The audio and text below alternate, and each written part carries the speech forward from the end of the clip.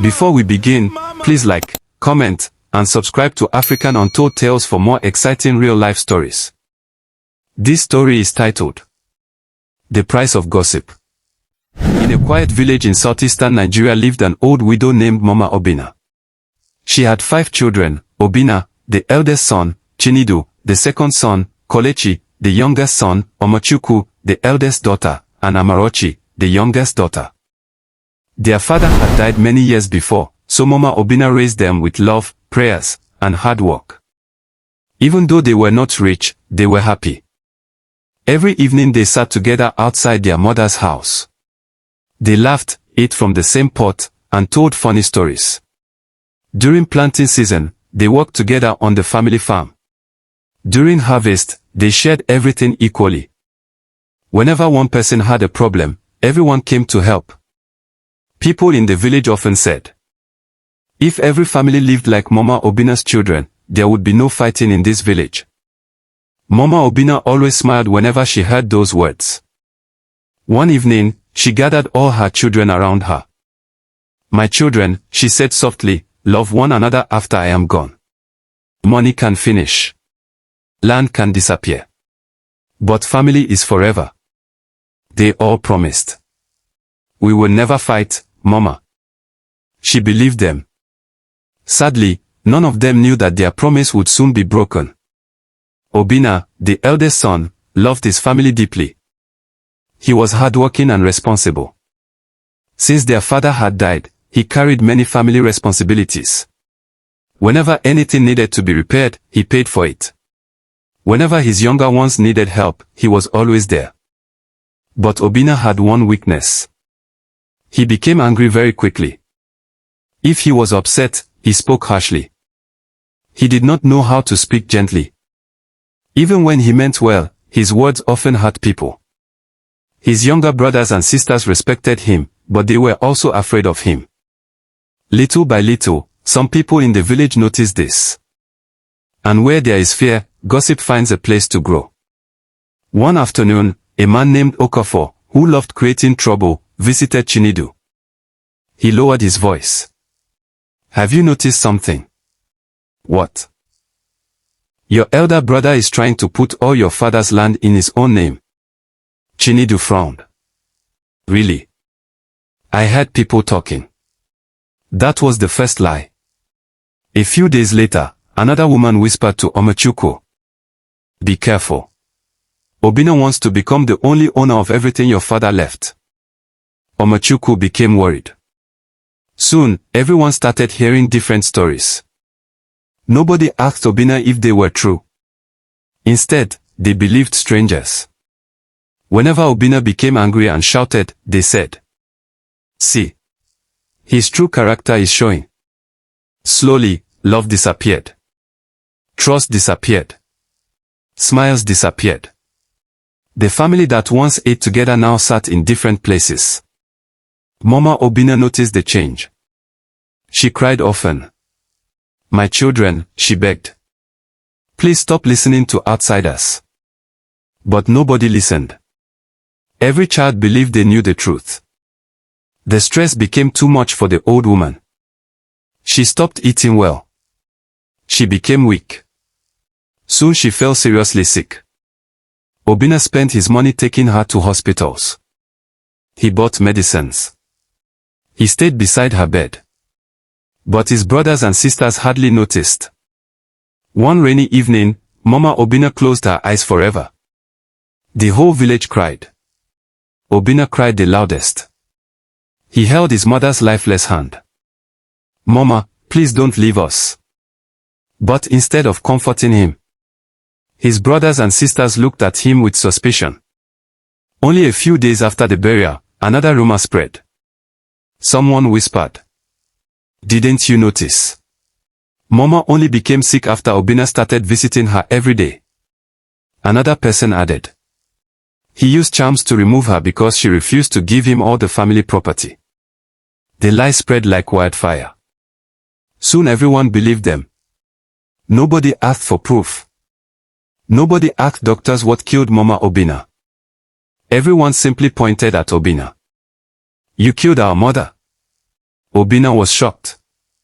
What are you saying? But nobody believed him. His heart broke. Months passed. Then another tragedy happened. Chinedu suddenly developed serious heart disease. Doctors tried everything they could. His condition became worse. One morning, he died. The whole family was shattered. But instead of accepting what the doctors had explained, they blamed Obinna again. You have killed another person. Obinna fell to his knees. I swear before God, I have done nothing. Nobody listened. Even people who once greeted him crossed the road whenever they saw him. Children pointed fingers at him. Women whispered behind his back. Men avoided him. His own family treated him like an enemy. The hatred became stronger. Omachukwu called a family meeting. We will never allow Obinna to enjoy peace. Everyone agreed. They collected every rumor they could find. They hired lawyers. They claimed the lands Obinna had bought with his own money belonged to the family. They dragged him from one court to another. Year after year. Every hearing cost him money. He sold one car. Then another. He sold part of his business just to pay legal fees. Still, he never fought them. Whenever people insulted him, he simply walked away. Deep inside, he was dying from pain. Many years passed. One by one, those who had encouraged the family to fight disappeared.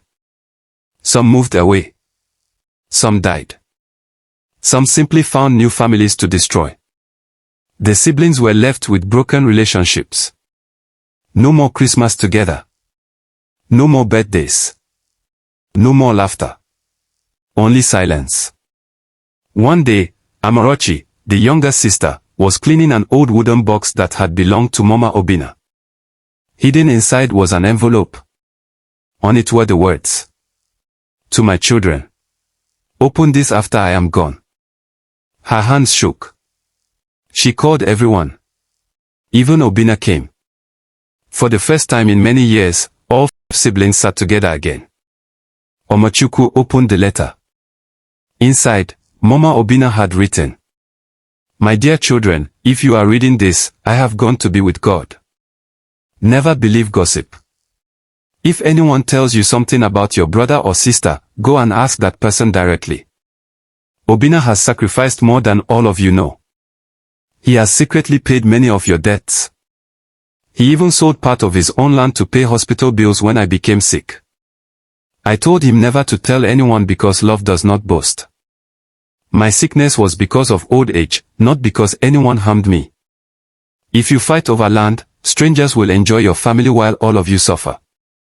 Promise me that you will forgive one another." The room became silent. Nobody spoke. Tears rolled down every face. They remembered every cruel word they had spoken. Every false accusation. Every court case. Every insult. And there sat Obinna. The man they had blamed for everything. Quiet. Broken. Older. His hair had turned grey before its time. Omachukwu slowly stood. She walked to Obinna. Then she knelt. "I'm sorry." Amarochi knelt too. Kolechi followed. One after another, they all knelt before their eldest brother. They cried like little children. "Please forgive us." Obinna looked at them with tears in his eyes. "I never hated any of you. I only wished you had asked me before believing strangers. I lost my mother. I lost my brother. And while they were gone, I also lost all of you." Everyone cried louder. There was no pride left. Only pain. They withdrew every court case. They returned every document they had taken. They hugged each other for the first time in many years. That evening they went together to Mama Obinna's grave. Holding hands, they stood silently. Then Obinna spoke. "Mama, we came too late. We finally obeyed your last wish. We are one family again. The wind blew softly through the trees, almost as if Mama Obinna herself was smiling. From that day forward, the family chose truth instead of gossip. Whenever anyone brought rumors about another person, they would say, "Go and call that person here. We will hear both sides." Because they had learned a painful lesson. Gossip can destroy a family in a few days. But rebuilding that family can take many years. And sometimes, by the time the truth is known, the people you love are no longer alive to see it. Thank you for watching. If you enjoyed this story, please like, comment, and subscribe to African Untold Tales for more exciting real-life stories.